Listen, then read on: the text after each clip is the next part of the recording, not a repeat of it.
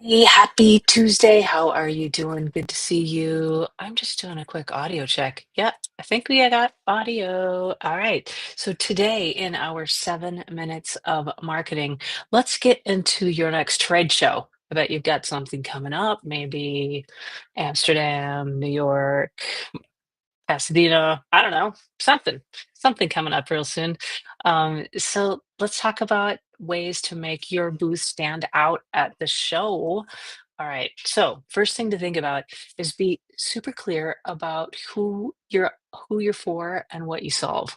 And that could be an engineer at a TV station or a CTO or I don't know, whatever type of person that you're for, and then what you solve for them. So it's the thing that that person needs help solving that keeps them up at night that they just need to get the solution for that. So this may just seem captain obvious, but that said, once you know this piece of it, you can make sure that on your booth that information is front and center and really big, because we want the person to know to look up and see your booth and in 3 seconds go, ah, that's me. Oh, I definitely have that issue. And now they want to stop and talk to you. So your trade show, it's going to support your trade show booth is going to support your goals, but it's not going to define them. And so that's why defining, who you're for, what you solve, why you're at the show. So knowing those things in advance really clearly is good. So if you're at the show to sell something at the show, great, good to know.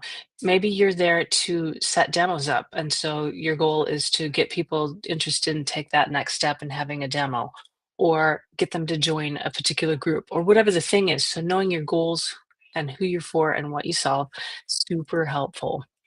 So my friend Dominique was telling me she thinks of it as 2D marketing and 3D marketing. And so 2D marketing, that's going to be like your website, your business card, all those types of things. Those things already probably, I hope, say who you're for and what you solve. And taking that same look, that same message, that same information, and using that in your 3D marketing, your booth, that's a great way to go. You don't need to reinvent everything for your booth. Take what's working for you on your website, when you do give a presentation, whatever you're doing, and use that. You've got consistency. You already know who you're for and what you solve. And so just making that super eye-catching in your booth, is really important, could be a giant sign. Now, a lot of us are tempted to put our logo really big in the booth. It's okay, but if somebody doesn't know who you are and they just see your logo and they used up the whole 3 seconds looking at your logo, they're gonna probably keep moving, and so they've missed. So, yes, your logo, and we need to say who you're for and what you solve, with all of that. I'm thinking about where you fit in, with your peers and your competition, so that when people come into your booth, they really understand where you fit in. That's really helpful. If we think about the old school recent trout, carving a space out in someone's mind to where your solution is, where your company is really important. All right. So just going to recap the 3 second rule. So thinking about that, how many times have you walked by a booth and you don't know what that company makes, what they solve, and you keep moving, right? And so think about that with your booth. You can test it yourself. I mean, if you do a little pre-build of your booth, or maybe you've got some graphics, you can put them up on the wall, pretend you're walking by, that kind of thing. So do that type of test. Um, and I would say like that's a really good thing if you haven't written that down already. Now, if you're already planning your show and you've already got it, you've been working on it for a year and you got all that stuff in line, great. That said, it's still worth a review, right?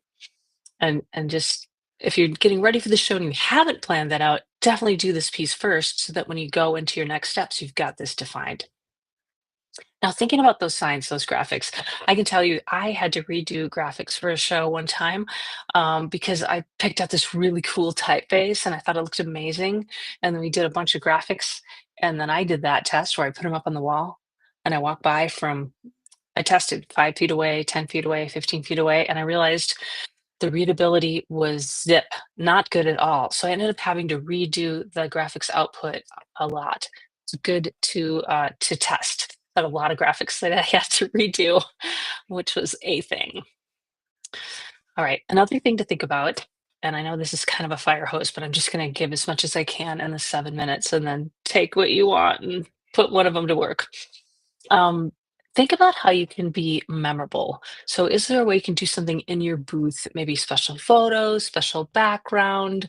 I love thinking, I hope you don't mind me calling you out, Titan TV, but I love thinking about your Field of Dreams, where you've got this whole background and people can come in and put on your team's outfit and then have your photo taken. Like, very memorable, very fun, great way to do pre-show marketing.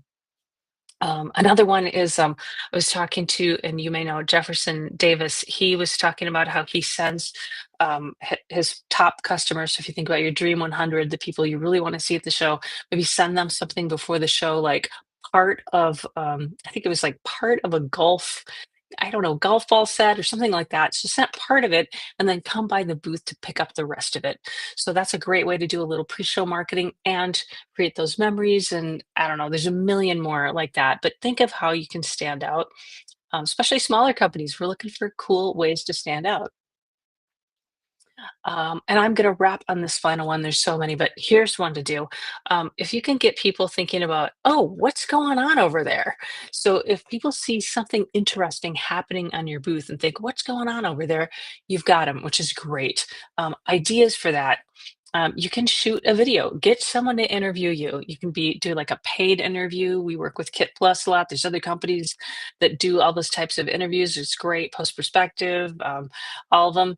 So if you've got a video interview scheduled, do it right, during the busy part of the show, or you know, could do it during the slow part of the show, whatever, so you can attract more attention and have someone come in, which is great. Shoot your own video. Heck, get someone, get a coworker to start shooting video on your booth. That will will have the same effect. Hey, what's going on over there? I want to check that out. You can interview your customers. You can do a podcast from your booth, for example. Those kind of guerrilla marketing ways to get attention are really good. All right, so those are just some ways to make your booth stand out at the show. I hope that helped. If you want to, I've got some templates that we use with our customers that we're helping get ready for shows right now. So text the word events to me at 1-530-203-5703. It'll ask for your email address. It'll automatically send you the templates. Enjoy. All right, have a beautiful day.